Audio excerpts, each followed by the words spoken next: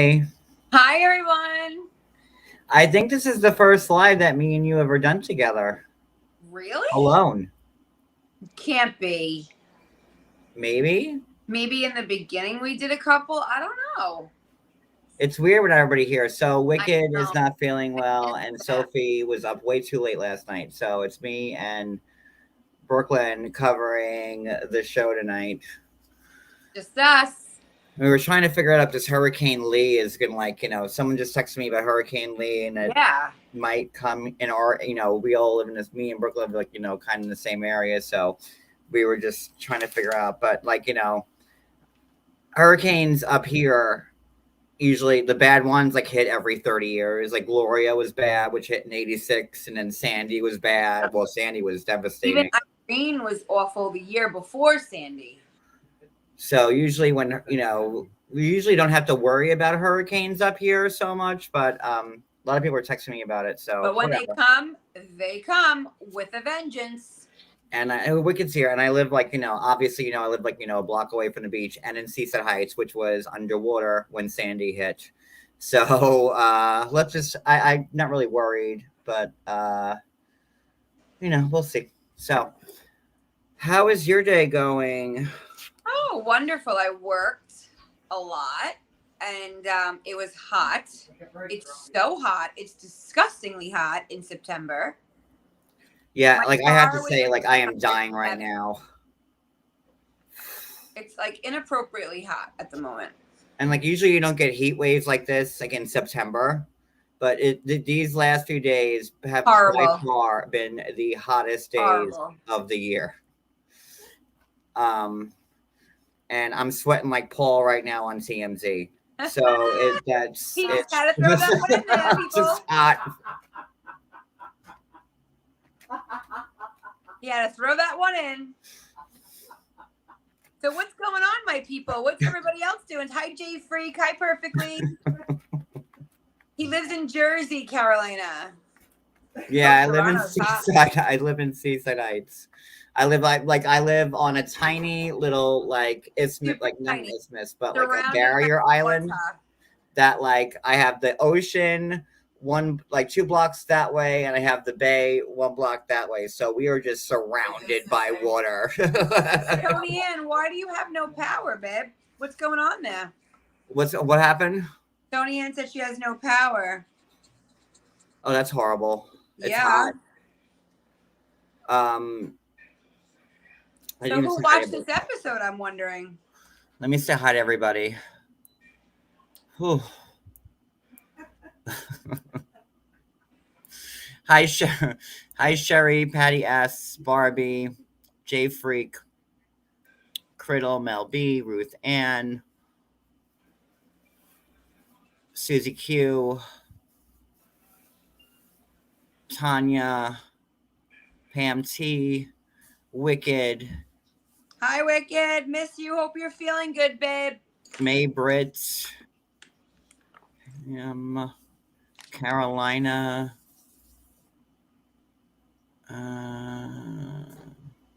Oh, the storm knocked it out. Okay. Roro.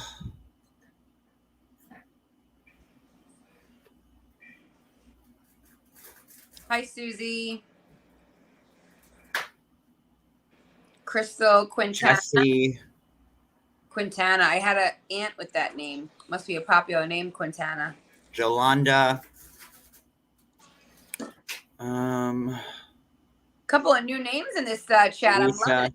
Well, I've been having them open to subs, so the new people can talk. Oh, it's storming hard in PA, huh? Wow.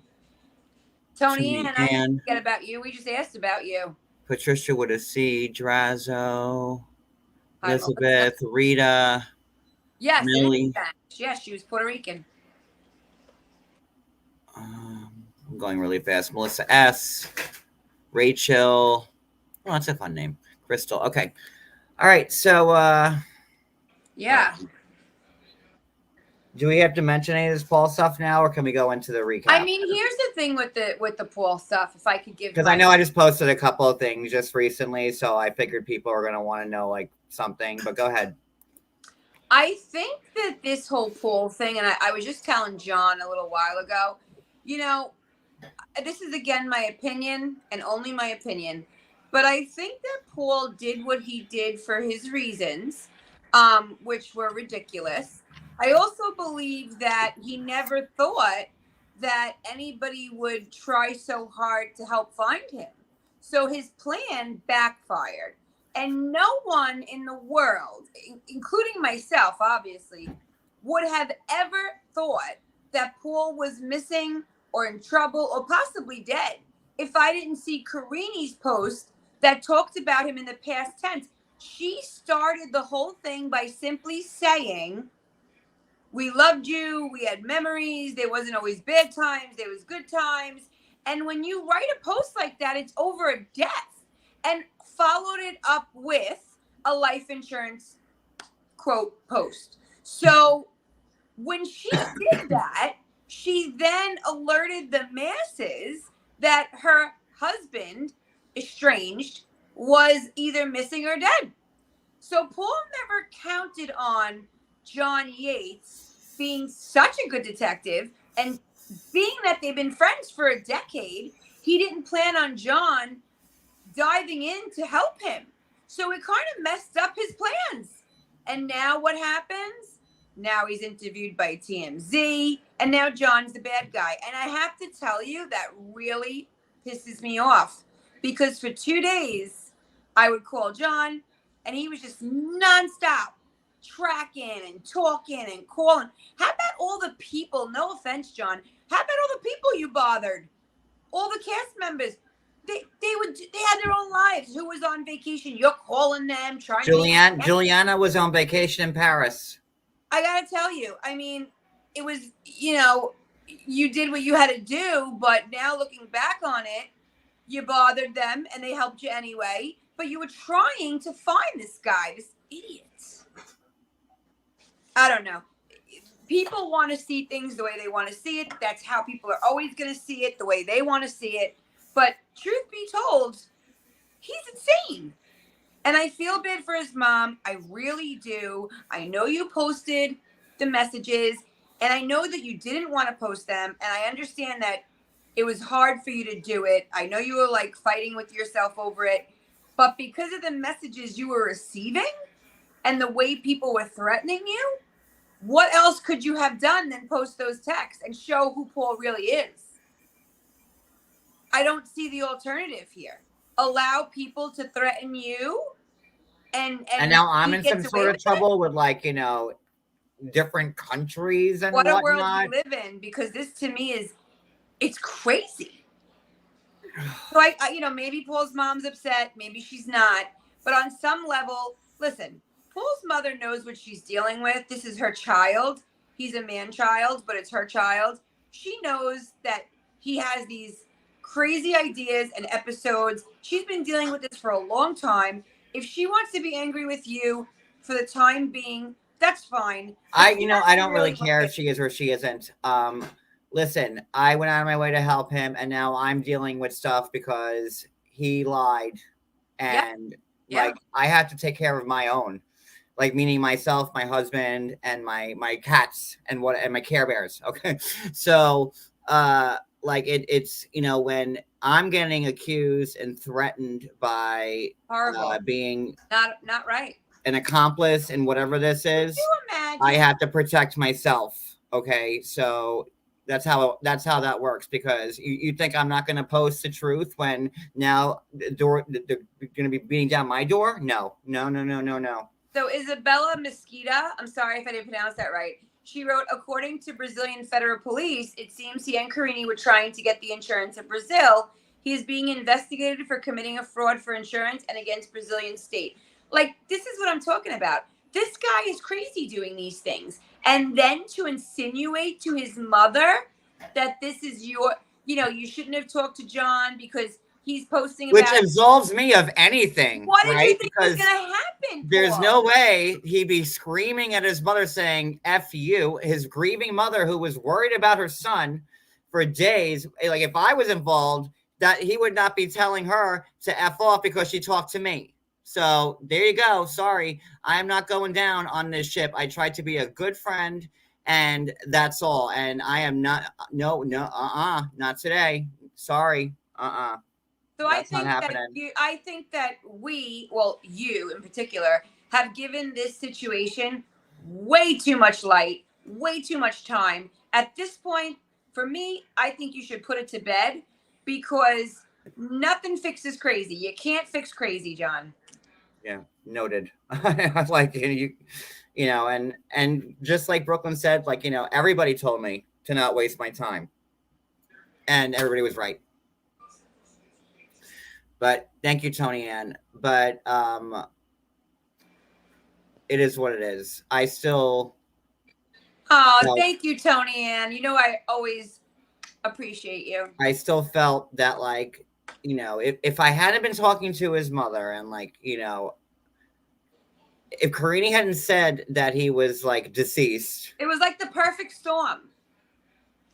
I mean, I didn't jump on it when Karini originally posted that he was missing. It was after you talked to Edna.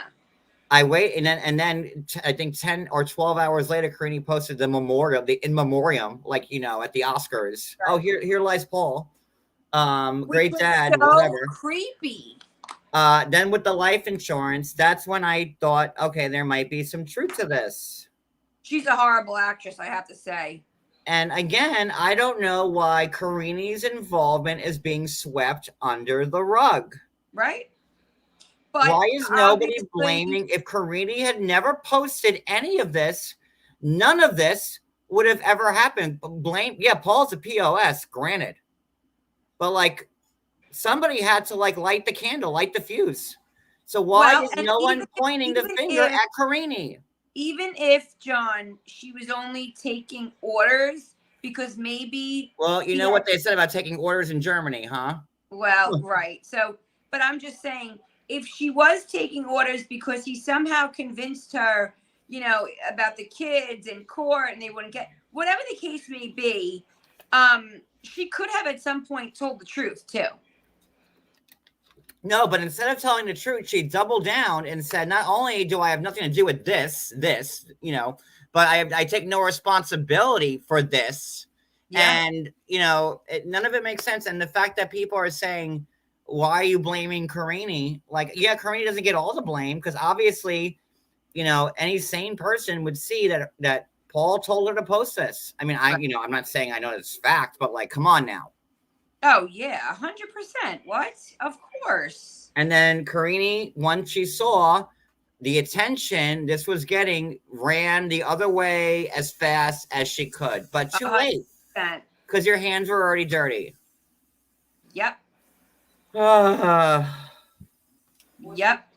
So she had to make sure her hands people didn't believe me with the court thing, so now there was real court. Like, it is what it is.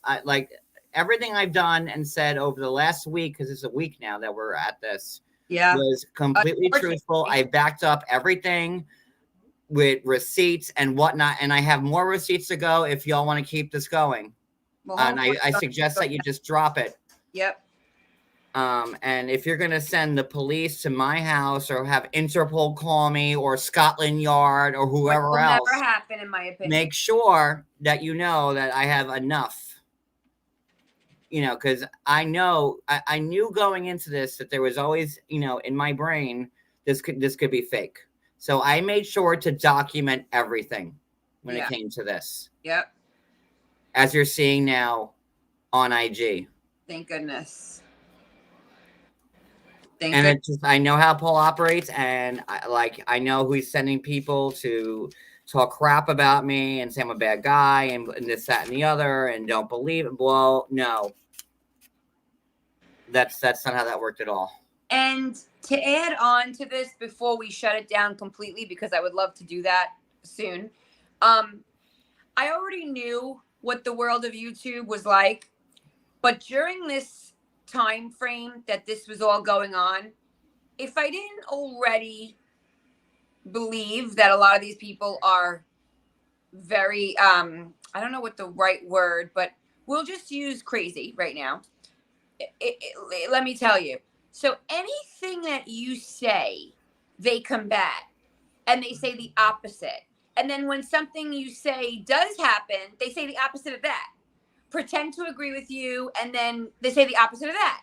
It's like you're never going to win and you're going to die trying. Do you know what I mean? Oh, I know quite well what you're saying. Yeah. And you're right. And you're right. And you're right. 100%. I'm saying it without right. saying it. Yeah, no, and I know that most people know what you're saying, and I understand it. And you're right. So, well, I'll tell you one thing, Yates. If I am ever missing, I want you on the case. Angela called me Promise before. me that. Angela called me before, and she couldn't believe it about this whole Paul thing, and she's like, Johnny, she said, she calls me Johnny. She goes, if I ever go missing in Nigeria, I'm telling everybody to get me on the job. You had all this going on, and I was watching you. I said to my husband, babe, if I ever go missing, call John. He will find my ass. Crazy. Too much. And, the sad thing is like that we ruined Paul's vacation. Apparently so. Floating island to floating island. Poor thing. Poor guy. Apparently you did. I did. I ruined his vacation. You're going to owe him a vacation, John. He just needed some me time, and we ruined it. Poor thing. I didn't if anybody's the victim here, it's Paul. When I heard him say that, I could have fell on the floor.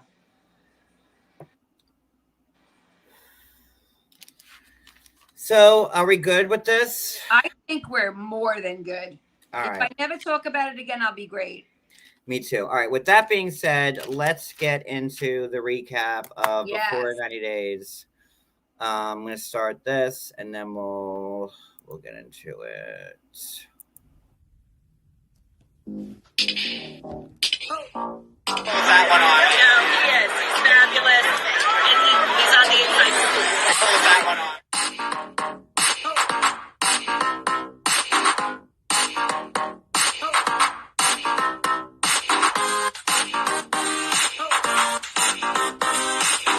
And he's on the inside.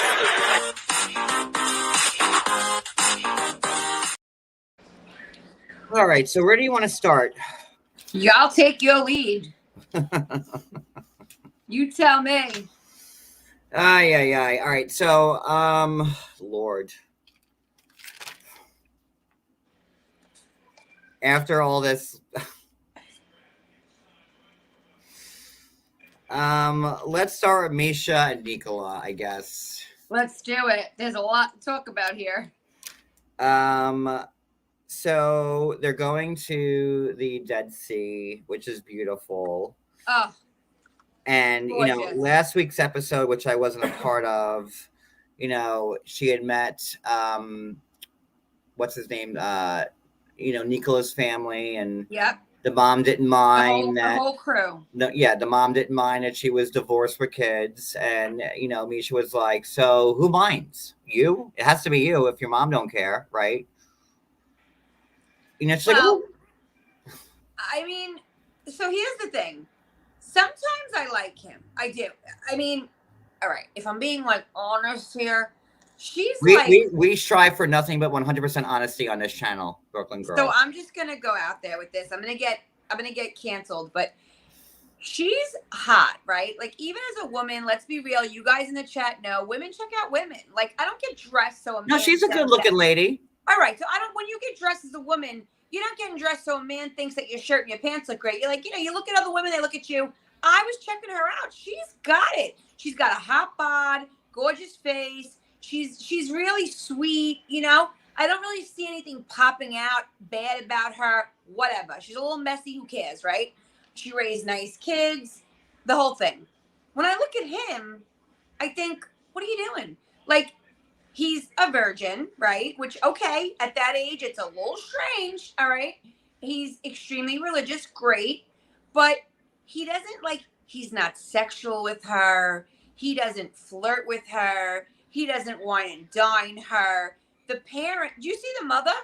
He thought, the mother was like, take him. Thank you. No, get him out of here. Ciao. Arrivederci. I mean, he was so worried about what the mother was going to say. The woman was crying on her knees, thanking God that somebody wanted him. And now the problem is with him. He's putting mud on her. Like I would make a meatball. Like what's happening? And like the mud was like supposed to be like just like, you know, sexual, romantic gesture. And then you see them. She's gonna be disappointed, John, because she's seasoned. I know, but well, I have to say this, and I think we said it like, you know, in a live or two before this, but like, you know, he was spotted here with her. So well, listen, and I pray it works because they seem to have a connection, but I would imagine that she's gonna have to teach him things. Well, that's what she said. So after like they're all mudded up, which like if someone was like, hey, I'm gonna glop all this black mud on you, and it's gonna be fine because there's, you know, minerals in it. I don't care. Like I'd be like, no, I'm good. You can rub some like suntan lotion on me if you want, but that's like the extent. So then they have this conversation in the mud, and Misha's like, listen, like, you know, I get that you're a virgin, and, you know, do you have any questions about stuff? Oh no, he knows it all because he watched Dirty Dancing. He don't have questions. That movie summed it all up. He's good to go.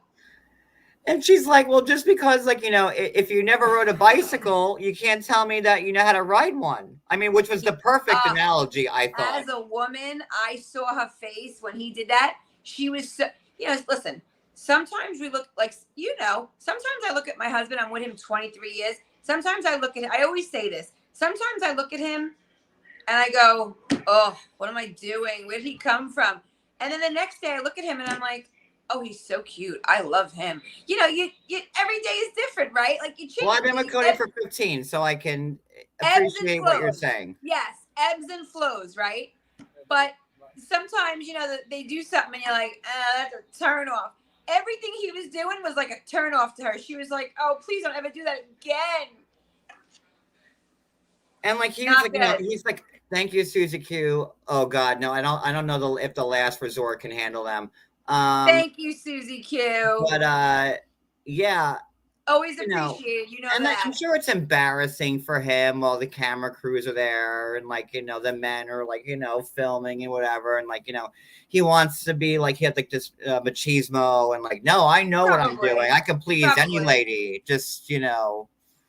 But most men I know, if they were rubbing anything on Misha, they wouldn't care who was there. Believe me when I tell you. Believe me. They would need a cold shower. I just want to say, since it's just me and you on the panel tonight, no offense, John, but any super chats that come in, I'm going to assume they're sending them on my behalf because they're definitely not for you. They love me, you understand? Just want you to know that. Sometimes I have to fight that back and forth with Wicked, but she's not here, so I'll just know that they're all intended towards me. Thank you. Thank you for taking advantage of our skeleton crew tonight. I'll note that in the record. But so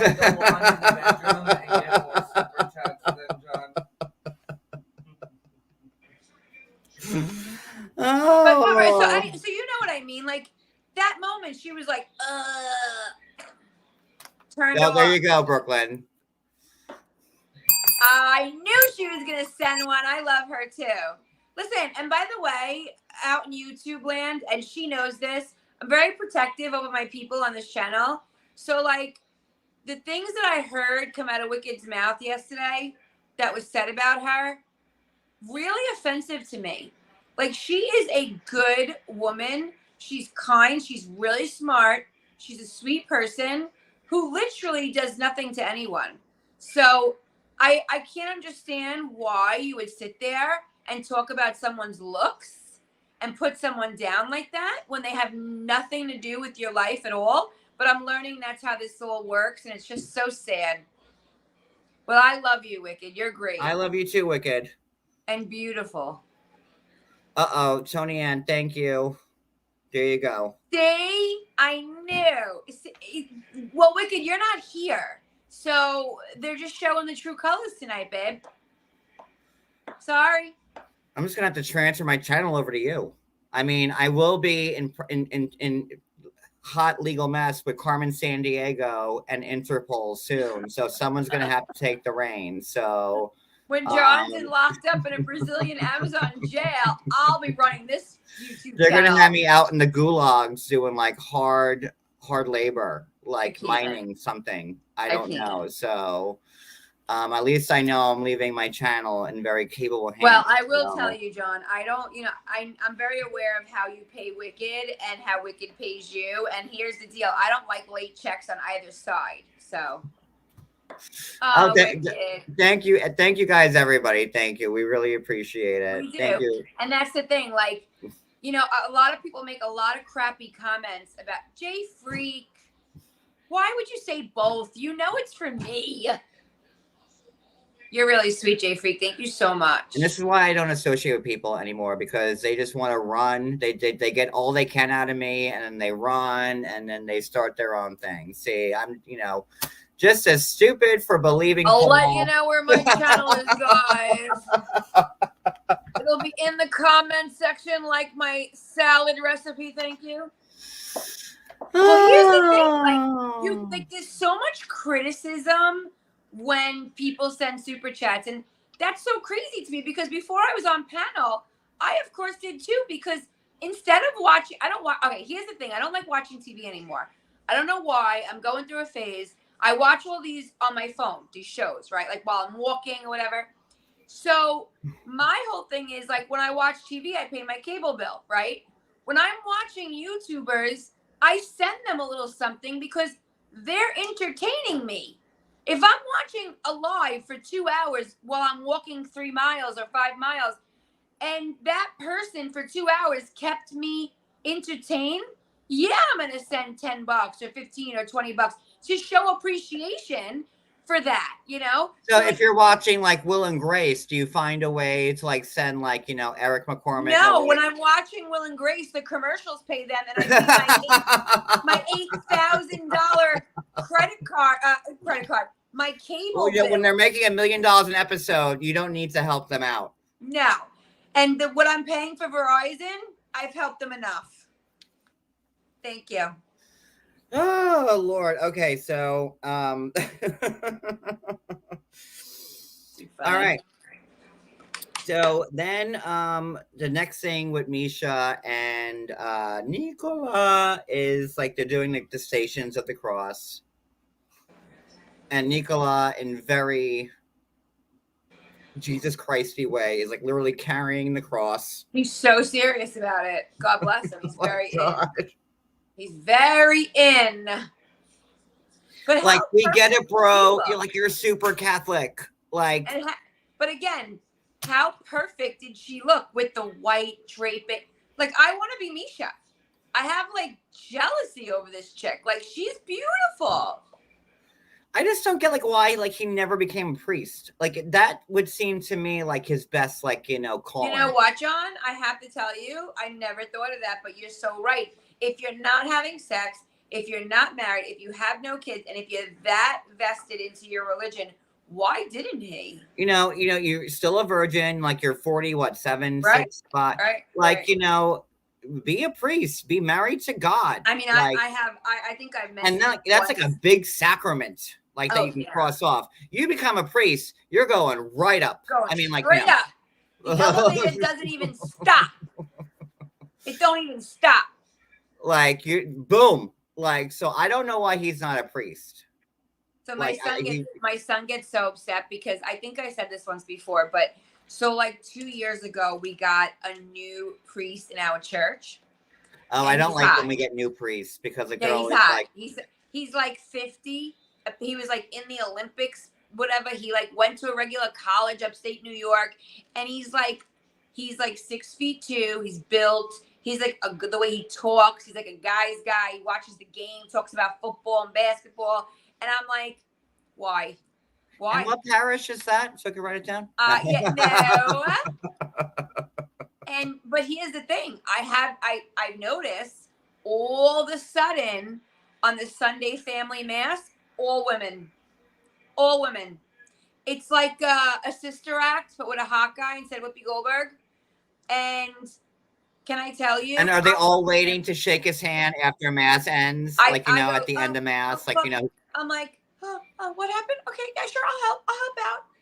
He is so good looking. And when he smiles at you with like his little Elvis shake face, I'm like, okay, what? Okay, sure. I'll come every Sunday, sure. But can I tell you, I look at him and I'm like, why? Like, why didn't you want kids? You're great with kids. You're so good looking. Why didn't you want a wife? Who knows? And he just became a priest, or he's been a priest? No. He was like maybe 30, and he went, like I said, he went to college. He was in the Olympics. He was overseas playing. And I don't know. He had like a deep calling, he said. And I'm like, that must have been deep. Like deep. Because he's so good with the kids. He's so good with everybody. And you wonder to yourself, like, you can't help but wonder, like, why don't you want children? Why don't you want a wife? Like, you're going to always be alone, but you don't know, it's a weird thing, I guess. I don't know. They feel it in their bones. I'm assuming. Well, it's up to you when you hear God's call, I guess, right? Like, you get the calling at some point, and then that's how it works. So. I guess so. All right, so are we good with Misha? And because we've done one couple, we're a half hour in. You know whose fault that is, guys. I don't know. It's always mine.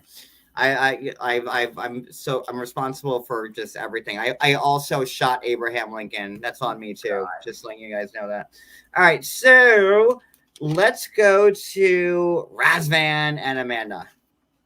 I love Razvan, and I feel really bad for him because I feel like this man had his emotions played with. In the beginning, I felt like, oh God, he just wants to be on TV, blah, blah, blah. But when I see him cry and I see him say how he feels, he loves that girl. And I feel bad because why talk to him all these months? Why come all the way there? We were already established. She left her kids. The husband died. You get there and you hit him like that. And she looks like she has no emotion. Like, she just tells him, yeah, that's what it is. I'm out. Blah, blah, blah. It's yeah, like I was against Razvan in the beginning of the season. But not anymore. Because you see him on TikTok or whatever social media, like with his built body and right. I was here's another person who just wants to be on the show to get famous. Unfortunately, whatever. John, we judged him. So did you. No, I'm saying we. I said. Oh, okay. I thought you said I judged him. No. I said unfortunately we judged him. And I don't know. There still might be something to it, but I think of him differently now. And me too. You see his raw emotion. You see it. And then Amanda was being really nasty to him. Yeah, and then they had this big fight, and now we see this episode where she's all lovey-dovey with him, did you want to she's literally toying with him, which I don't like. So he is taking her to go meet his family in Croatia, and I guess they have to hop on a plane, and she's in the cab, and do you love me? And look, I'm the sweet where was that puss face she had the first 7, 8, 9 weeks? Which, by the way, I feel like he had to go through with taking her there because it was already planned, but I feel like you could tell that he's a little checked out after what went down. You know what I mean? I'd be. Oh yeah. Without a doubt. So now she's being super cute, but now, all right, so they get to Croatia and they meet his family, and she's like, oh, I just want to make a good impression, but you didn't care about it at all before, but whatever. Exactly. So they're there, and God, what a spread. I want some European family to make me dinner. Looks when so I come over. Good. You walk in the door and they're eat. Yep, and that's what it's really like. I have to tell you, that's literally. And I've never been to Europe. I've never been, but I've been to Canada, But that's about it. And like, you open the door, there's a whole like Thanksgiving spread out there and eat. And, obviously she doesn't know the language that they're speaking.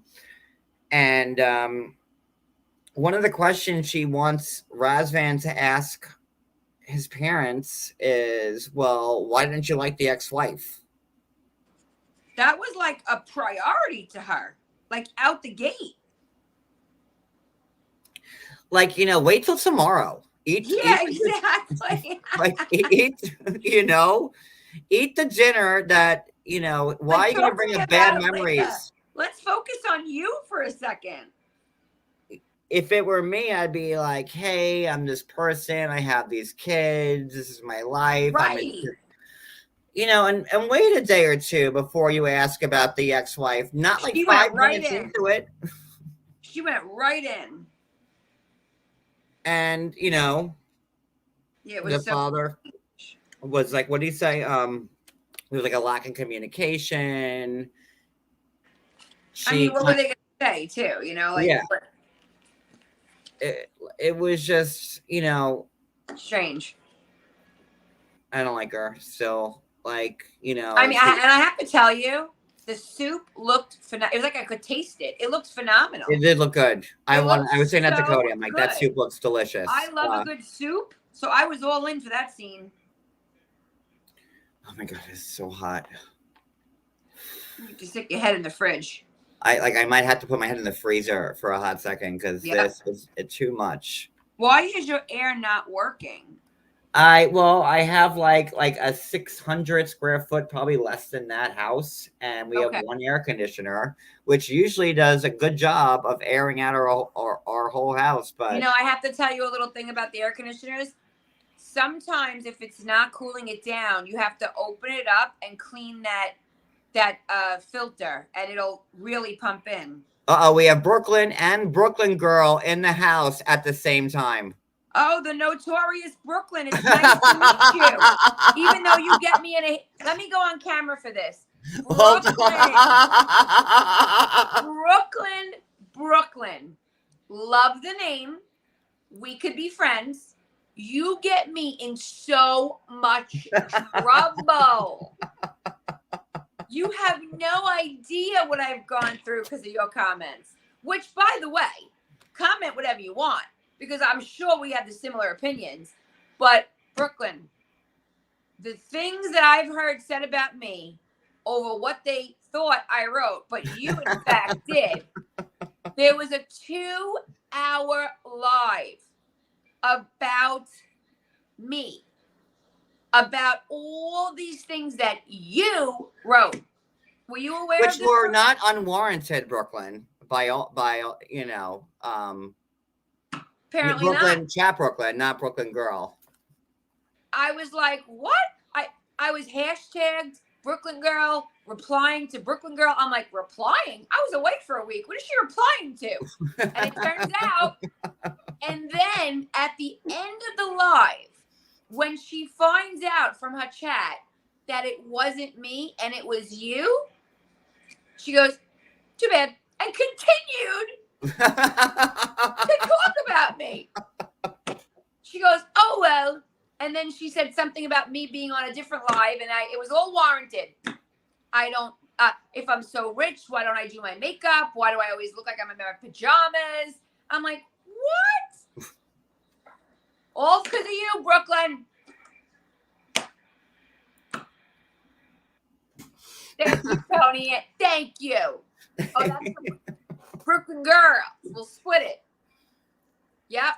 I don't think we've ever had both Brooklyns in the chat Brooklyn, at once before. You have to watch that live, Brooklyn. She goes over every comment that you wrote.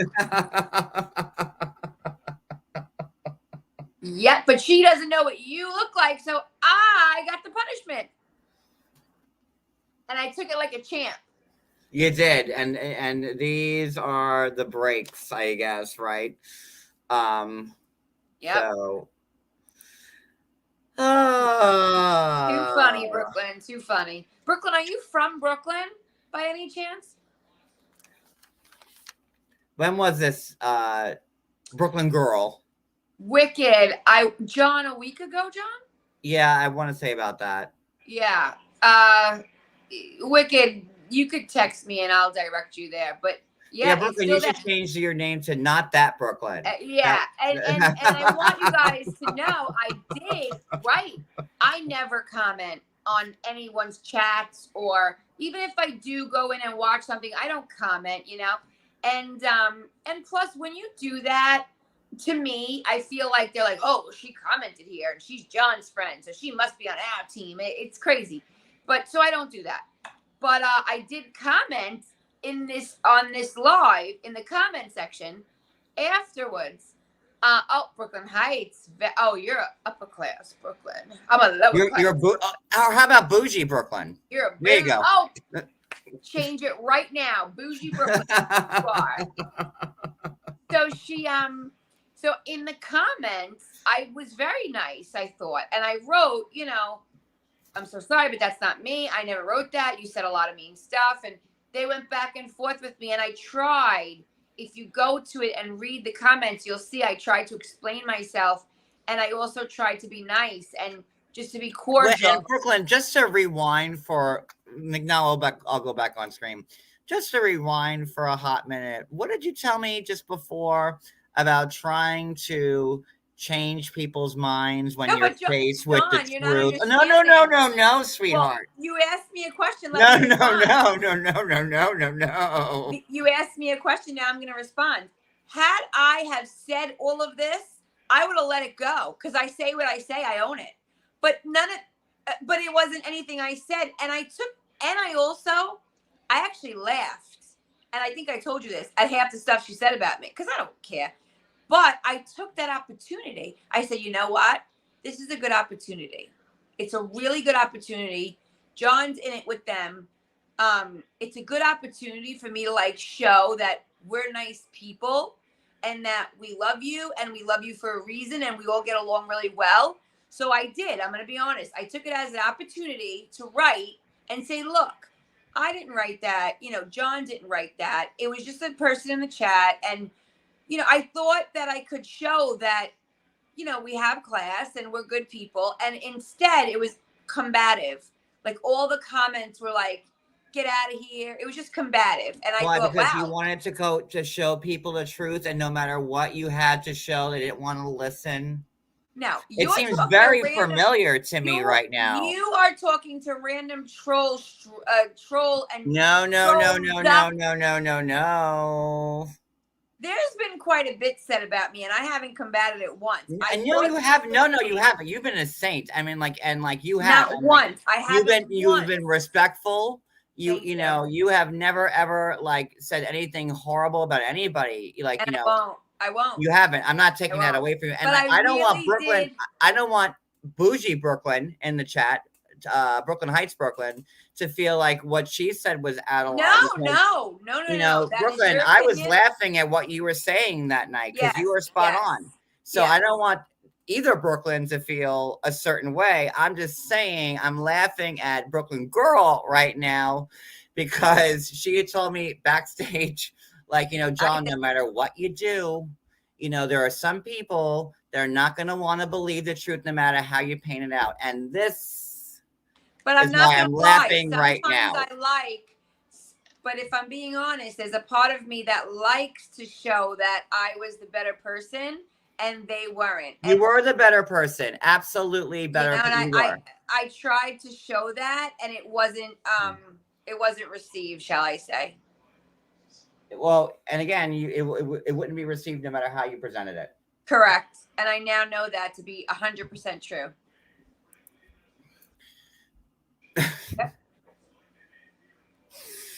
Oh my God, Shay Yates, man, these are the days of our lives. Like it is what it is. Perfectly imperfect. I get it now. I do. I get it. And certain people will take whatever they can to run with, and you know, Wicked. Who has to clear your name, babe? Who? Because nobody has to clear your name because your name is clear, babe. Oh, hi, Interpol. Yes, this is John Yates. No, I was not in an international conspiracy to hide Paul Staehle. Yeah. I can't even. I can tell you where Carmen Sandiego is. She was last caught spelunking in some caverns in Buenos Aires. If that can help you. Okay. Adios. There we go. Sorry, I had to take. Ciao. I'm very busy. So. So going back to that, I like Razvan. I think he's got a sweetheart. I judged him wrong. I'll be the first to say it. And I kind of feel like she's cold, but she's been through trauma. And it goes back to the beginning. She should have never started this. You cannot play with someone's emotions because talking to that person is making you feel better about your life right now. Because talking to him was getting her away from grieving, okay? And she needed to grieve. Because you can't toy with someone like that. That's not okay. That's my opinion anyway. So we're good with them then, right? Yes. Okay. I mean, do you agree? I agree. Yeah. Amanda. Yeah, Amanda was horrible to him. And now when he like reacted, now she's like, well, now I'm afraid. Like, again, Amanda overplayed her hand. Y'all need to stop overplaying your hand. Yeah. Yeah. Stop. Yeah. So, all right. So let's go to, let me see. We have, oh Lord, what a mixture. Talked about them. I'm going to wait on that one. How about, let's talk about Jasmine and Gino. Let's get them over with.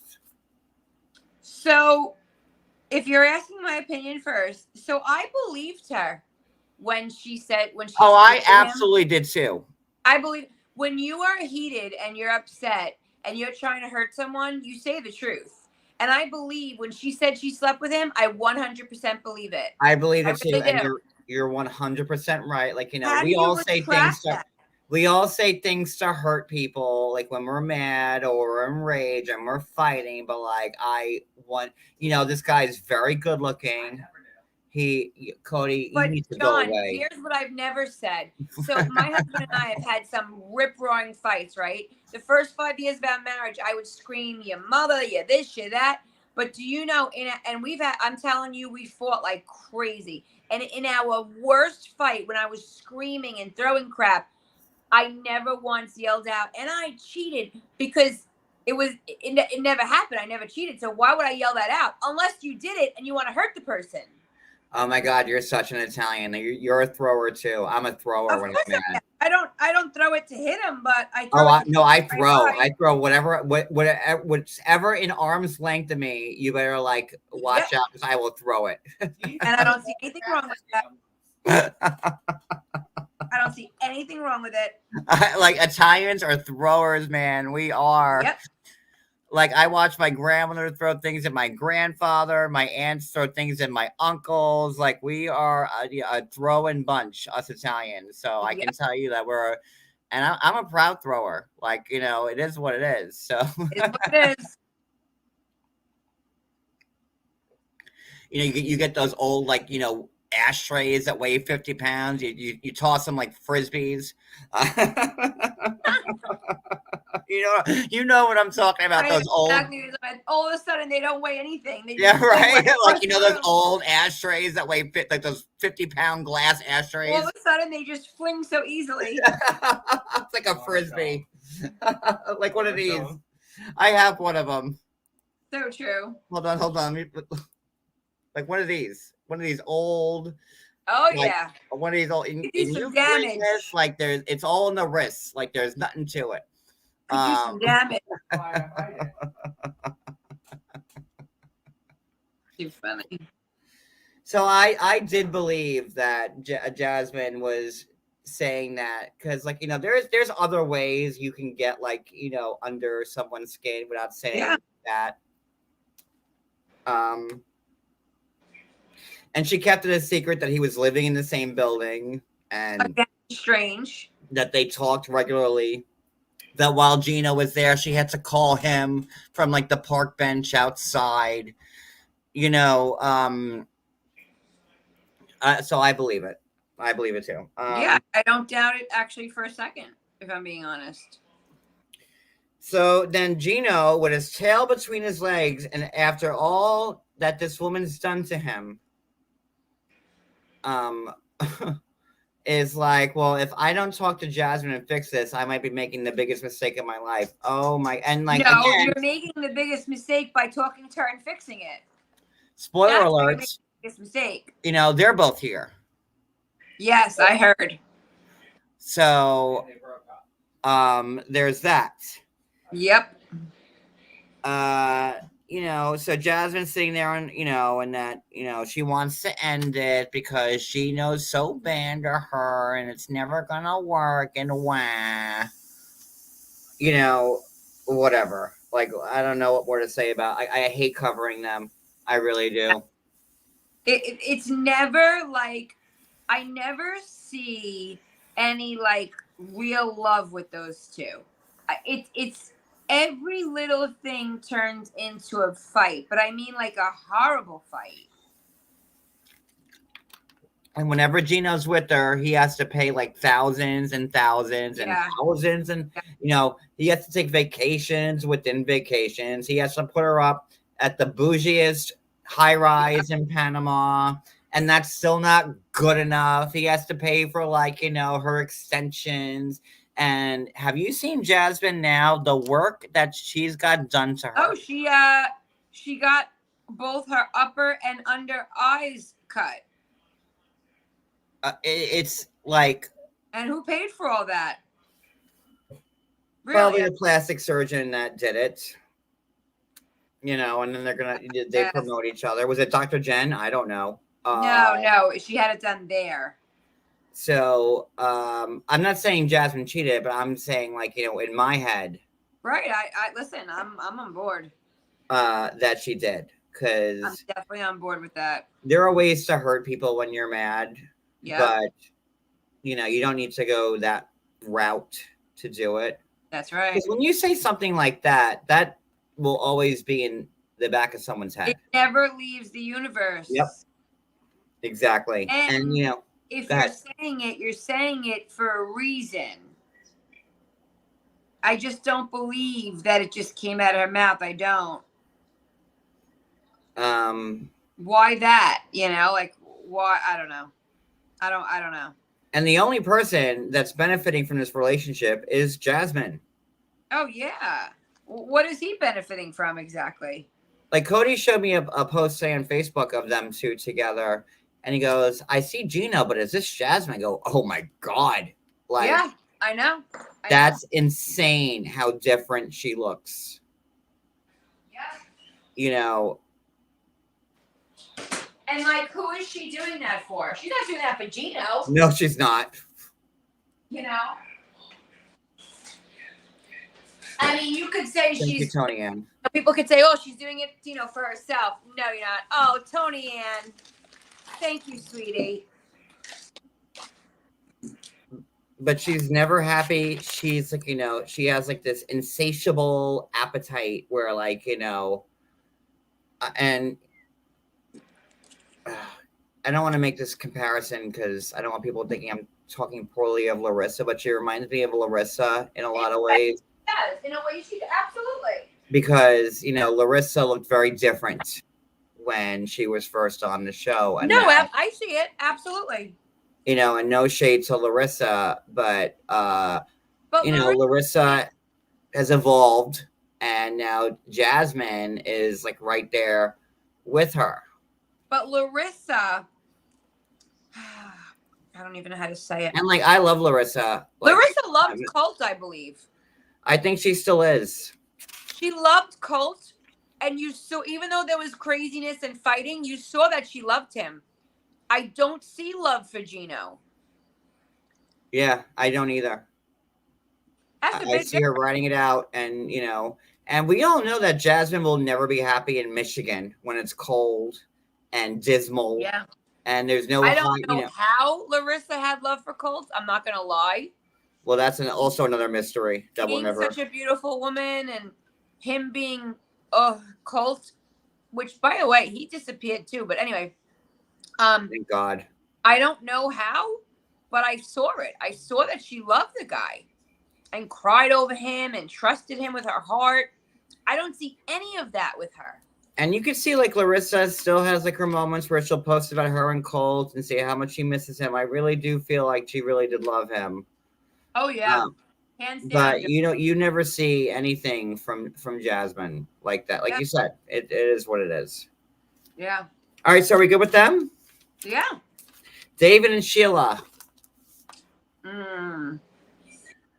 It's hard to take notes with David and Sheila because you go first on that one. You have to read, you have to like, if you're writing things down, you're not reading what's on the screen, which you miss out on. Right. So to sum up David and Sheila, he was upset with her because she wasn't really trying to communicate with him via sign language, which I could understand. Like, that's his language and he wants her to do better. And I have to say, she did.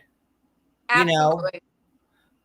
Sheila said that, like, she's afraid to sign with him because she doesn't want to say the wrong thing, which I understand. Let me give you an example of what I thought of when I saw that. So I speak Italian, okay?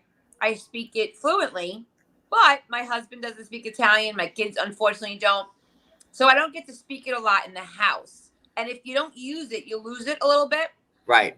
When my cousins come from Italy or I go there, I do get a little hesitant or nervous to speak a lot in front of them because I worry that I don't sound right or I didn't say something right. You get a little shy or embarrassed. If I had to, it starts spewing out. But I definitely am more reserved and I want somebody else to say it because I'm scared to not be right. Does that make sense? Yeah. No, I agree. Like, I can understand, my father was born and raised in Italy. Mm-hmm. And I have like 30 credits in Spanish, which is like, the Italian, Spanish, Portuguese are all kind of like similar. Mm-hmm. French is like, the other Romance language, which is just the runt of the litter. I've heard, all my family is from Italy. I've heard a lot of Italian over the years, so I could pretty much pick up when Phil, when Brooklyn says something in Italian, I'll laugh because I've heard it before. Yeah. But it is what it is. So I get being afraid to say the wrong thing. Yeah. Yeah. But she's doing a great job. Like, if she's not sure of how to sign it, she spells it out signing it, which she's trying. Yep. So, and of all the couples on this show, I have the most faith in them. I see love there too. Yeah. So she's trying, regardless if she has to spell it out or not. They're communicating via sign language without any apps, and they're finally talking one-on-one, which is wonderful. Yeah. And poor David, it takes her out to dinner. Not poor David, but he's so worried because, let's not forget that her mom just tragically passed away falling down steps, right? Yeah. That just happened, so that's in her head. Her son doesn't want to go to America because he doesn't want to leave his friends and family.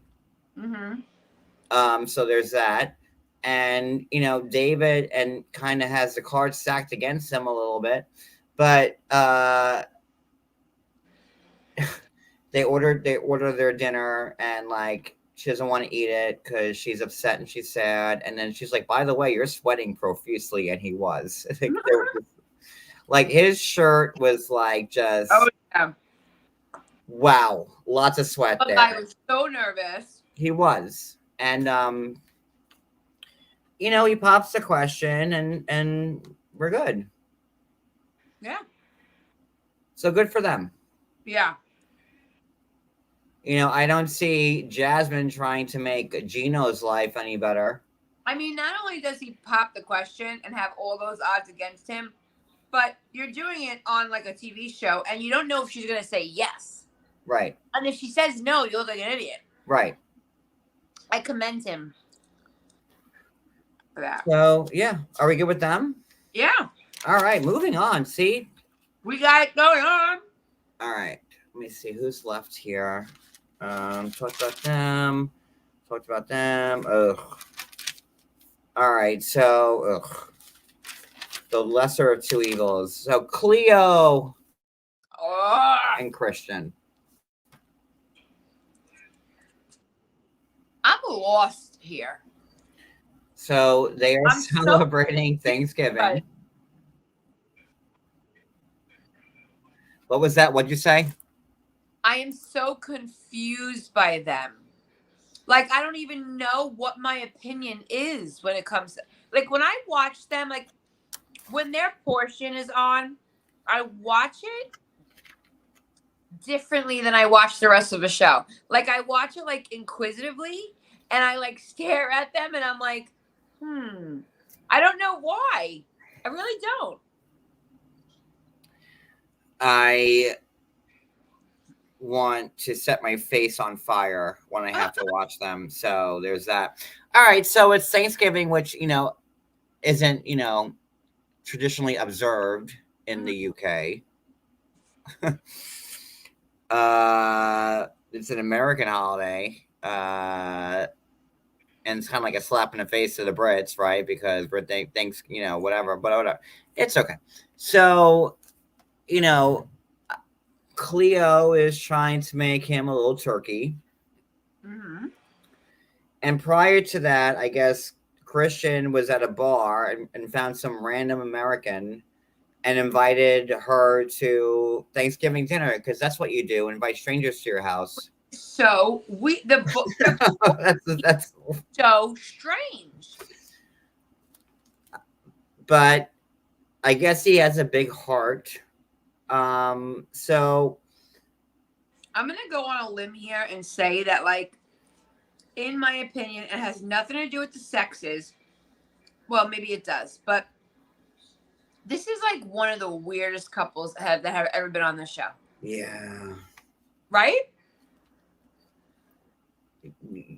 He just seems like he's like, he's doing his most for like being on camera. Like, oh no, I'm really interested in her and this, that, and the other. But like, I don't. Like, sometimes you could see them acting or they have a motive.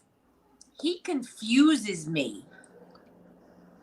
And like, she keeps saying like, about her Italian roots. Like, there's nothing like, I don't know. Does that bother you? No idea, John. You got me stumped on this one. I'll tell you right now.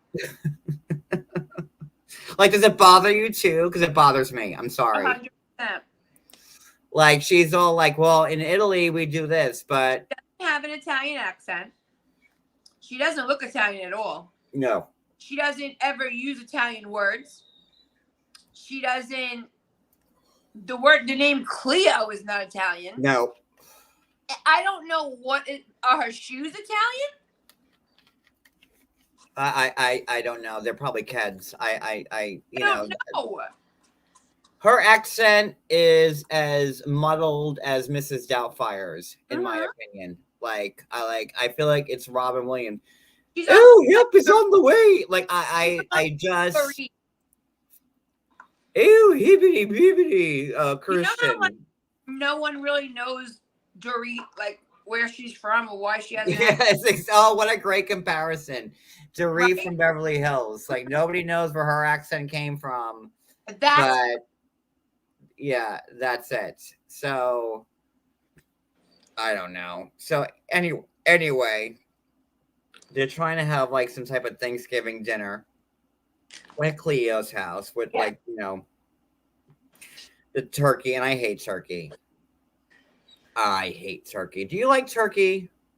Not at all. I don't eat turkey. See, thank you. I've never had a turkey, not once ever, that I was like, ooh, give me more. Turkey is always dried out and I have this weird thing with turkey. This may sound strange to you, but ever since I was a little girl, I feel like turkey smells like cat food. We used to have a cat named Cookie, and my grandmother would put the food on the plate, on the floor, and to me, the turkey smells like cat food. And for me, I have ham on Thanksgiving. I'm not a big fan of ham either, but I would much rather have ham than turkey. It's the better of two evils. You know, but like I don't can't like stand turkey. cold cut. And then people are always like, "You never had my turkey." I'm like, and then I have their turkey, and I'm like, "It's the same." Unless it's I'm like sorry. smothered in a ton of butter, and I have to have the red cranberry sauce on top, but I like the jelly from the can. But yeah, we don't make any turkey in our household for we don't make ever. turkey. If I go to someone's house and they have it, and if they have the cranberry, like the jelly like one, Yeah. the spray, if they have that, Yeah, you have to put a whole can on one piece of turkey to like get it down your throat because it's so goddamn dry. The whole entire can. Oh my god, I really feel like we are like that. We're really brother and sister because for like on Thanksgiving you got manigotti. Yeah, you make like your dishes. So many things that I don't even care. But if I go to my in-laws, it's just turkey. And turkey is it's always dry, and that's why you have to put a whole can of cranberry gel. Like you know, I sometimes I either dip my turkey if I'm forced to eat. I'm like, y'all have any vinegar? And I'll just submerge it in that, or I'll use the cranberry sauce, or I'll use Saucy Susan. Yeah, that's a good. Or I was gonna say putting your salad on top of it helps it. Because you gotta figure out a way to get that dry turkey down your gullet. So you know what I also hate? Like I two things I just don't like as far as meat is concerned. I'm not a big pork chop girl because they always get. Oh my god, pork chop's like my favorite meat. But no, I could do a pork chop, but I'm not a big pork chop girl. But what I really don't like under any circumstances is lamb. I had lamb once. No, I can't. I can't do it. But like I did have like a lamb, like the little lamsicles, like you know, like the little. Yeah, like, that's what I had, and it's too gamey for me. Like that gamey taste, I can't. And you're right, because I had like lamb shank once, like when like at a diner, and like the whole leg of the lamb is like on the plate, and it was gamey. Like the texture of it was like not like for me. It's like venison. I can't do it. I can't. But yeah, no, I'm with you on that. But like you know, pork chops. I ate is probably like my favorite meat. I was like 13 years old because my mother told me that tripe was fish. So I was like, that's the stomach lining. I had it my whole life. I'm like 13. I'm at a family party, and my cousin goes, "You eat that?" I go, "Yeah, it's good." Why? He goes, "You know what that is?" I go, "Yeah, it's fish." He goes, "No, it's not." I said, "Yeah, it is fish." I go right to my mother. Go, "Ma, tell him it's fish." She goes, "Well, it's not fish." I go, "What do you mean it's not fish? You told me my whole life it's fish." So that went that. Once I found out it was a lining of the stomach, I was done with that too. My Aunt Jeanette always loved tripe. She would make it, and then she'd try to lie to us and say it was something else too. The whole house smells for days because you got to soak it. And then, you know, my family, they eat babalouche. How do you say babalouche? Oh, snails. Yeah. Can't do that. Can't do it. What about scungili? Scungil I like. Oh, I had that at Vincent's once. I was like, nope, sorry, never again. If you have it in the right place, scungil is great. Yeah, but pork chop is like my favorite probably meat. Like that's number one. Like I love a pork chop. It's my favorite. I love filet mignon. Well, yeah, I love a steak too, but pork chops are a lot more affordable. It's got to be a filet mignon. Like we growing up, like in my Italian house, like you know, we had like it was either pasta or like you know pork chop or chicken. Like we didn't get steak ever unless like we went to Sizzler, and still at Sizzler we didn't get steak because we had to eat the salad bar, and that was it. So when I was a kid, we were like broke. There was this place where I'm from in Brooklyn called Beefsteak Charlie's. Oh my God, I know Beefsteak Charlie's. Oh, so if it was like we were celebrating something or my parents had extra money, they would go, "Guess what? We're going to Beefsteak Charlie's tonight." And I lit up like a Christmas tree. They had a unlimited salad bar with cold shrimp. And we would load up on those shrimp like no tomorrow. And then I didn't even order a meal because I ate about 9 pounds of cold shrimp. Well, ours was Sizzler, but like we had to go to Sizzler and get the salad bar only, which you didn't get the steak. I don't think I had like a real steak until like I was like out of my house. To be honest, like my grandfather would get like those minute steaks, like with the vein going through it. Like my mother would make those with sauce and peppers. Yeah, but that was about it. Like it was either pork chop, chicken, or steak. pasta. But if my mother made shrimp with white rice, like in the garlic sauce, or if she made a steak, you knew it was like expensive and you better eat. She would say, I'm making steak. She would tell you at like breakfast, I'm making shrimp tonight, and you're going to get 5, and I'm going to get 5, and Daddy's going to get 5, and you better eat them. And I'd be like, shrimp? Ooh, she probably got a bonus. Now my kids are so bougie, I can't even tell you. We go out to eat all the freaking time. We go out to eat. Oh, I don't want that. I don't like this. I don't like that. I'm like, you kids have no idea. You have to humble them. Believe me, I humble every day. Every day. I tell my son, I can't pay the mortgage, so I always make him think I have no money all the time. My mother hates it. She goes, why do you do that to your kids? I said, because you did it to me, and that made me a hustler. Did your family make this? And if Tony Ann's still in here, there's 2 things, which was a treat for us, which we made on YouTube, like cooking. Like a big treat was like the potatoes and like the cut up hot dogs and like the peppers and the onions. Did like your family ever make that? My mother was big on frittata. We made a frittata, which I think now there's a no English word now. People, no, they say frittata, right? It's like. But there was no eggs involved with it. Oh, okay. So no, never hot dogs. No. It was like a baked thing, like or you could fry it with potatoes, cut up hot dogs, peppers and onions, and like that would, and then like my grandfather would make like a whole casserole dish of it, and we would eat that for like 3 days, and like, I loved it. It's like other thing that my grandmother would make was like the peas and macaroni, where like the big thing of peas and like the little like orzo. I still make that. With this and I haven't had that since like my grandmother passed away. Like that was also a thing that we ate all the time. The peas with the onions. I don't put mushrooms because I like mushrooms, but the peas and the onions. No mushrooms. No, mushrooms are not in that. I ate that last weekend and they ate it like they were going to the chair. And my grandmother, like when I was in college, because she knew what my favorite things to eat were. She'd be like, I'm making peas and macaroni tonight. Yep. I'm like, all right, I'll be there later for dinner. Yep. So, I don't remember anything with hot dogs. I don't remember that. No. Well, you could use sausage for it, but we were like, it was ballpark franks that were in there. But yeah, it was hot and it's delicious. And if it sits overnight, like it always tastes better the second day. You could make that 1,000,000 times. It's never going to taste the way it did when your grandmother's hands made it. Like there are certain foods that I could make. I know the recipe to the T, but if my grandmother makes it, it tastes better. Hands down, end of story. True. But talk about peasant food. I want to tell you guys. Not peasant food. It's peasant food. That's what it is, John. No, it is peasant food. It's also like Great Depression food. Yeah, you're right. You're right. Right now, tomatoes are in season. So if you grow your own tomatoes, I want you to listen to me. Take a white onion, cut up the onion. Take a couple fresh tomatoes, dice them up. Beat about maybe like 10 eggs, 12 eggs in a bowl, okay? Get some fresh basil leaves. Put the tomato from the garden, the onion, and the eggs. Well, first you want to saute the onions a little bit in butter.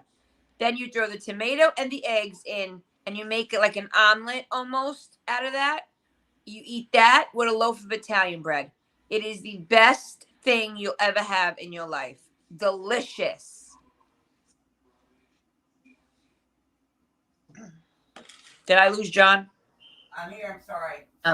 I'm telling you guys, tomatoes from the garden, an onion, and eggs. And I always tell Cody, I'm like, what do you call fresh basil in the yard? And it's called basilico, right or wrong? There's no, it's called basilico. Well, okay, our families are different, but Basilico. Cody, come here. It's Basilico. Not Basin. Basilico. Well, that's how your Italian family said it, and that's how my Italian family says it. Okay, but I'm saying it the right way. Mm-hmm. I knew that would get him, guys. Grab the green shit. But yes, it's Basilico. You know, this bitch yelled at me while we were at dinner saying I was pronouncing gnocchi the wrong way. Because you were. And I'll stand on listen, that. Every family has their own way of saying things. Basilico is a family thing. Gnocchi is a world-known thing. The only way to say gnocchi is gnocchi. It's not gnocchis. John said he's like, I think I'm going to get gnocchis. I go, what the hell's a gnocchi? Oh, you knew exactly what I was saying. Stop. Like something from Japan. I said, John, we're an Italian restaurant. I'm not getting sushi. Damn it. I would have said goni. And then Brooklyn said at that same dinner, hey, give me some extra ricotta, please. Because I know. He is a liar.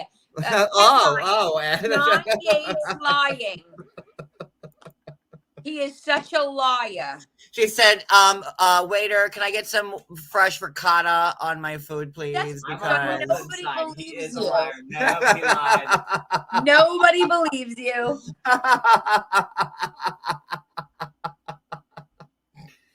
And then she said, can I get some fresh manicotti? And I also want some calamari as an appetizer. All her words, not mine. I don't know. People know that after we ate, we had a full-blown dance party in the parking lot. That is very true. Full-blown. Brooklyn, Japanese. Imagine. He goes, can I get gnocchis? I go, what the frig is a gnocchi? You knew exactly what I was saying. Do not say like you were like, wait. Like. So let me ask you a question. So just like you had no idea, then you said that I needed some fresh manicotti. Never to happened. Bring home. Never. Okay. And let me ask you a question. After I spent 10 minutes telling you how to say it, you're still walking around saying you love gnocchis. Because that's how I am known to say it. But you worked in restaurants. You know how to say it. It's gnocchi. Now say the word in. And my father and grandmother rolled their own fresh gnocchi every day. Too. But I think you could say it if you tried. Say gnocchi. If I take you to Italy and you ask him for gnocchis, I'm running the other way, bro. Oh, please prove me wrong and take me to Italy. And so we could do this. Please. This is my plan the whole time. So you would take me to Italy and I can experience asking for gnocchi for the first time. It's funny because when I took my one friend to Italy and she's American from here, she was like, it was so weird to her. Like, but I'm not American. I'm first generation. I know. But like random things, it was hot. It was summer. So we go to a restaurant in Rome because the Vatican's about an hour from our house. And she wanted like an ice cold drink with a lot of ice. So she asked the waiter for a lot of ice. I go, a lot of ice? He's not even giving you ice. Like they don't use ice here. You know what I mean? So it's just funny because a lot of things, or she's like, I think I'm going to see if they have chicken parm on the menu. I said, chicken parm is American. That's not Italian. You're not finding baked ziti and chicken parm in Rome, you know? And it's fun. And then Americans they're not used to the no tipping. You know what I mean? Because in Italy, we don't tip. And if you tip. In all of Europe, you don't really tip. I can't speak for Italy, but it's weird for them to see you tip, you know? A lot of weird things. And you think it's hot in your little apartment. They don't use air conditioner over there. They don't believe in it. You know, we were like on our live last night, the after show, talking about working in restaurants, and God, if you got a foreigner from Europe, that was like the worst table you can get. The absolute worst. If you got a bunch of Europeans at your table, you're not making any money from that. What's so weird about that is my family, my friends, like most Italians or Italian Americans that I know, they are amongst the best tippers ever. So it's so funny to me that they learned that in this country. But over there, like my father grew up in Italy. He came here when he was 17. His whole life, he never saw tipping. But my father goes to get eggs at the diner for $15 and gives the girl 20. I see it. He does it all the time. Your father is better than my grandfather because we would go to the diner and like the lantern over there. Oh, I think the lantern just closed. Poor lantern. But like, he would like, leave the waitress $2 and like I would put like another 20 on top of it. He's like, what are you doing? I'm like, you can't leave $2. It's funny you said that because my grandfather is 81 and the man, he's a self-made millionaire. The man worked his ass off his whole life. He came to this country with nothing, barely reads and writes in English, if I'm being honest. But he made a business that you can't believe. Whatever. Long story short, he's so cheap when it comes to tipping. I'm embarrassed to go to dinner with him. I was too. I would have to wait for us to get up and then throw extra money. And I knew if I was going out to dinner with my grandparents, not my grandmother, but like, my grandfather had to be the man and paying whatever. So like, I would wait for them to pick, like, with the black book and put the money in there. And then I'd be like, oh, I have to run to the bathroom real quick. I'll meet you out the car. And then I have to run and throw like another 20 in there. No. Well, and if I go somewhere, I go, Grandma. He goes, what? What did she do? She brought me some food. Exactly. I would say, Grandpa, you got to give her more. For what? She didn't even bring me my water. My coffee was cold. I got to give her more money. What are you, out of your mind? Hey, John. And they knew I was working. Like I put myself through 7 years of college and working as a bartender in restaurants and whatnot. And then like, another 13 years after that. And like they knew and like I don't care.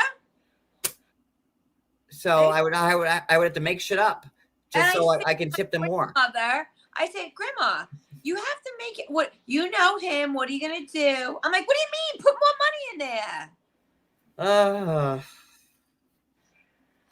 Too funny. And this 20-minute conversation was brought to you by Cleo's. I think we get the most insight to their story ever told. Guys, finally. Oh my God. Did your family? Oh wait, where'd Brooklyn go? That's wonderful. Great. Now she left me. Now I'm by myself, alone.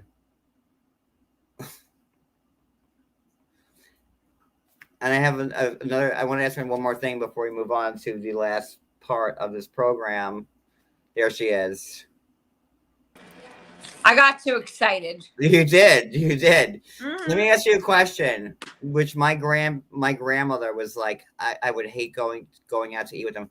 Would your family like go sit in a restaurant? Everything on the table? No, yes. Go sit in a restaurant and then like leave once you got sat. What do you mean? Like, if it took too long or he still does it.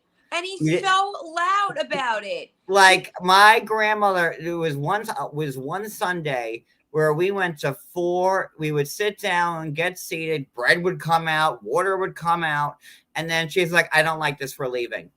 Like, yeah. How about when my grandfather eats the whole dish and then tells the waiter it was bad? How do you tell him it's bad? It's gone. And I have to tell you, I already told you he does very well. He's got a ton of money and he's 80 years old. You would never know it. But with that being said, if we go to a restaurant and he liked the knife and the knife cut his steak well, he'll tell my grandmother too, put that in your pocket. Oh, yeah. I'll say, Grandpa, you can buy the company that made the knives. You have to steal the knife. Oh, my salt and pepper shakers right in the bag. She'll get like 20 stevias and put that. The salt, the sugars, the equal and all that. To have in my all in the bag. I put that in the bag. Buy them. They're a breed of their own. You have to understand. They are a breed of their own. But you know what's delicious too? It was so embarrassing walking out of restaurant after restaurant. I know. Let me ask you, did you ever do this or have your grandpa do this? So like in the summer, my grandfather would cut a peach after we ate and he would put the peach slices in a glass of white wine or red wine. And we would pick Cody, them come out here. And eat them. Cody, come here. Cody, come here. Brooklyn, I need you to repeat what you just said. So in the summers, when I was a kid, after we got done eating dinner, my grandpa would cut up peaches, and he would put the peach slices in like a glass of either red or white wine, and then we would pick them out with a toothpick and eat them. In my glass of wine right here, I have a peach slice. There you go. There you go. That's a big thing the Guineas would do. Yep. Like, I cannot believe that you just said that. Oh, yeah. That was a big thing. Oh, in the summers when they were in season. And here I am, 6 years old, totally sloshed because my grandfather gave me 8 slices soaked in wine. And if Like, I can't drink a glass of wine without a peach slice in it. Yep. And let me tell you, if I had a toothache, screw the dentist. They would take a peach, put some whiskey on it, and make me suck on that peach right where my tooth was. They would say, no, that gets rid of the toothache. That is insane that you just said that. Yeah. Like, growing up, I was they would tell you to rub some liquor on it. Yeah. I was telling Cody, like, growing up, like, you know, the only fruit that we had in our house in the summer times, like, I grew up on peaches, plums, and cherries. Yeah, like, they always had plums, always had cherries. And you know what else? So peaches, plums, cherries. Cantaloupe. Sometimes if we were big shot, we would get a melon, you know, cantaloupe, honeydew or cantaloupe.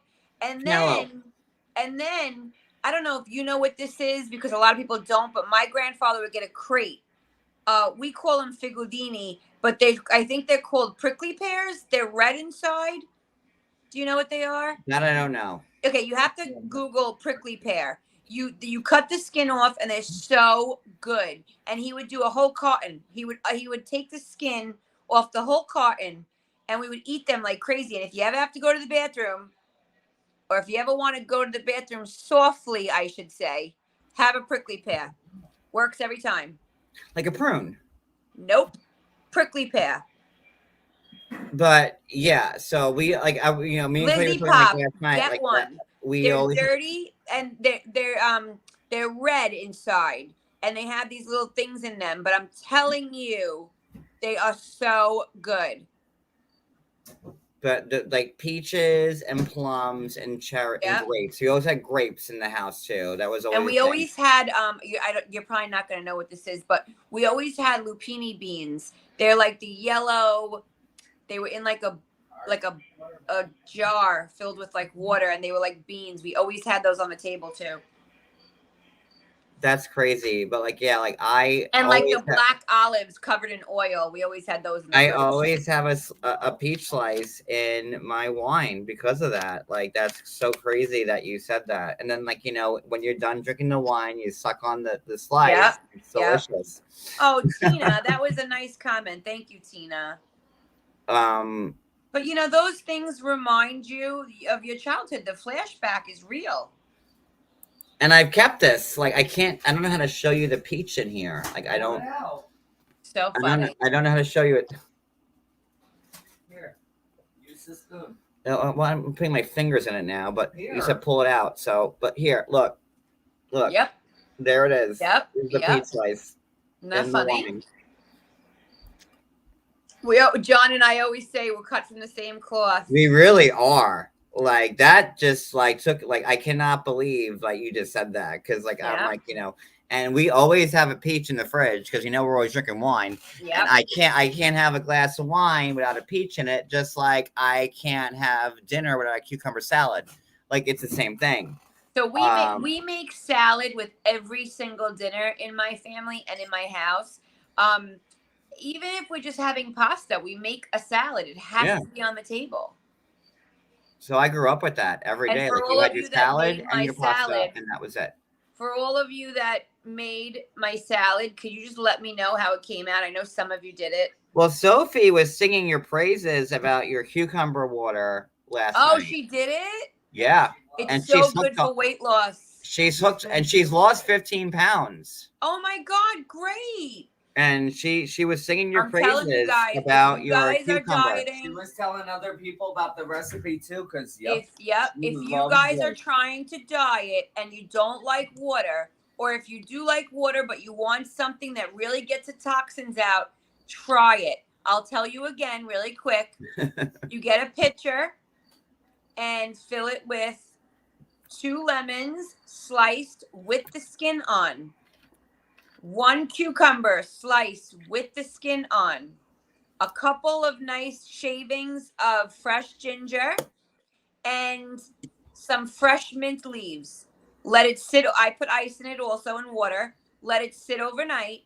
The next day, drink the whole pitcher. You will pee your brains out. It releases all the toxins from your body, and it deflates your stomach. It's excellent. Yeah. Excellent. And as soon as I have the balls to get the rice vinegar, I'm going to try and make your salad, even though I've been making my own It's homemade. the best. I've been making my own homemade vinaigrette for, I don't know, since I've been like 9 years old. Well, first of all, to Lizzie Pop, yes, it does. It takes your water weight out. It's excellent. It's also delicious, by the way. And to John, please try the rice vinegar. It's so good. I'm going to do it. And you got to do it the way I told you. All right, so let's get back to the show here. And thank you, Christian and Cleo, for giving us the most detailed information. The weirdest, strangest couple. There you go. We got something good out of it. So they had like their little bit of turkey and some mashed potatoes and some beans and whatever, and good night. So let's move on and get to the end of the show. Who's Statler? Statler and Dempsey. Oh God. Single white female and Dempsey. That was the most awkward meeting with friends I've ever seen in my life. It's like, okay, I have a lot of things to say about this, which, you know. I think you should go first. So after like the failed Valentine's Day, like hurrah, it's Dempsey's birthday. So Statler is trying to one up her miss with Valentine's Day, saying like, oh, by the way, I'm going to move in with you because my lease is up, but we've only known each other for 7 months. And I'm telling you about this now for the first time. So whatever. So Statler is on her way to go meet Dempsey's friends at some bar. And I guess Statler was nervous because she, I don't know, says nervous. She's always like that. That the one thing that she's good at is sex. You know, Dempsey, and she goes to sex clubs, sex bars, has a lot of sex. Has cheated, but if there's anything Statler knows, it's how to have sex, which is so inappropriate. And this is what you're telling to your potential spouses, best friends. Dempsey's a great catch. She's a beautiful girl. She's young. She's worked hard. She's got her own place. She's a really good catch. Her friends seem like great people. But this Statler chick, I mean, she's like in left field. She's so awkward. Could you imagine like meeting some of these friends for the first time? Like I remember how nervous Cody was when he first met my friends for the first time. Of course. I didn't say nothing. He just sat there like a bump on a log, to be honest with you. I'm like, no, he's not special. He's just nervous. Like yeah, but she's special. For sure. Like I could not I couldn't talk. I couldn't just. I get that you're nervous, but everything. But that's what you want to lead up in on. Say what she said. And maybe all those fried Swanson chicken breast TV, Hungry Man TV dinners were like getting to her brain. Like I don't know, but she was like, "Yeah, I know how to please a woman. I please every woman. And that's why I'm here in England." Yes. And now I'm taking her to, and she couldn't even say Edinburgh. like, oh God, to treat her even more. I don't know with this. Yeah. And then the friends are like, well, what do you think about England? And she's like, I hate it here. It's miserable. It's always cold. But yet you want to live there and not go home. Okay. Like, what are you doing? I don't know. Like, first off, I'm a whore. Secondly, I hate your country because of the weather. And B, I want to move in with your friend that I just met 7 months ago and like me. Like, I can't. She's extremely awkward, and she says the most inappropriate things at the worst times. And I don't understand why that is the only thing that she would have to say to these women she's never met, is about how good she is in bed. I would have been cringing if I was Dempsey. So they go to the castle in Edinburgh, which was stunning. It was nice. But I can't imagine asking somebody that, like, I've been talking to online for 7 months. And yeah, well, I get she's not okay. I mean, listen, she's not, in my eyes, okay. She's weird. She's got a lot going on. I get that you have, like, the whole, like, you talk for 7 months, so you might as well be married vibe, because that's, in your You've head. Been together for 5 days. But, yeah. Who moves in together after 5 days? It's like me asking Brooklyn, hey, listen, you've been on my panel for a little bit. I'm going to move into your house. Yeah, let's get married and move in tomorrow. Oh, my God. I mean, we know each other better than they do. It's insane. She hasn't met her family. She hasn't met not one. Well, no, she met the dad, and the dad is her. Vice versa, I mean. Oh, okay, yeah. She hasn't met anyone, and you're going to give up your apartment and you're going to move there and live with her permanently? I mean, I don't know. And what's her name? Samara? That's her real name, right? Statler's? Yeah. Samara? Is that what it is? Like, I think her mom's like the mayor of some, like, Texas town for like the last 20 years, which, none of her family wants anything to do with this. You can't even call her by her real name and they're going to move in? Very, very strange. I don't know. And the whole thing with sex is very weird to me too. Like, why is it a constant topic for her? Why does she feel the need to tell total strangers how good she is in bed? Like, what is this about, really? Like, you can't say like that, like, you volunteer at a soup kitchen, or like that's your big takeaway. Hi, strangers that, like, are very close to. Like, is that your claim to fame? Like what? I am very good at sex. I go to sex clubs. What? Like, I just don't know. I don't know. There's a lot going on there. So yeah, I think we covered all the bases now. We did good. All by ourselves. I'd say amen. We even covered Paul for a half hour, unfortunately. It wasn't that long, but felt like it. Yeah. Let me just check my Instagram real quick. Oh boy. Uh-oh. Never good to go on the gram.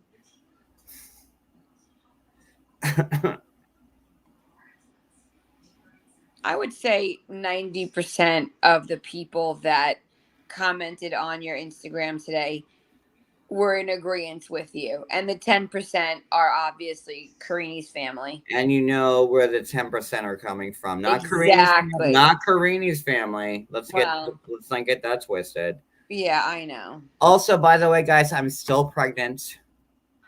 How do you feel, John? This is very trying for my pregnancy. Okay, clearly I'm in the stress is no good. I'm in the 3rd trimester, and this stress is not doing my baby. It's wearing on you. You know, like, and how dare the naysayers make fun of me when I'm super pregnant and, like, you know, this is God's plan. So how dare you? I can't. Can you imagine? Like, And do we know why she posted that belly picture?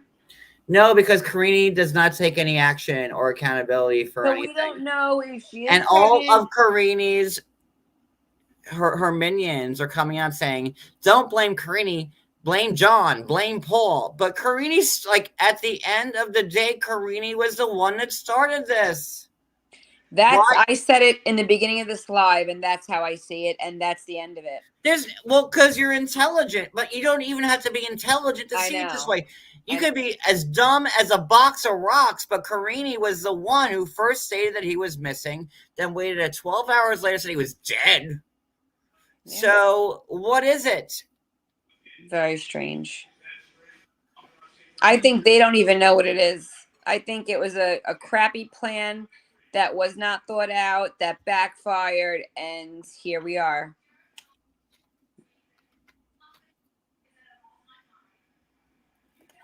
You know? It is what it is. Exactly. So I want to thank everybody, and thank you, Brooklyn, for coming in. Oh, of course. I had a great time. Well, no, see, you're not the same person. Now I'm hungry. The other Brooklyn here, bougie Brooklyn. That was a day, Brooklyn. That was some day. So I don't know. I don't know. I don't know. I don't know anymore. I'm gonna eat my peach slice out of my wine. There you go. Thank you, Brooklyn's girl, for Thank being you. here, and I think covering our first show together, Learn. Yes. And want to thank Cleo and Christian for giving us such good content. For giving all that great content about seriously stuff. And yeah, we'll see what happens tomorrow. Y'all have a great night, I guess, right? Have a good night, and we'll see you soon. We'll see you soon. Good night, everybody. Good night.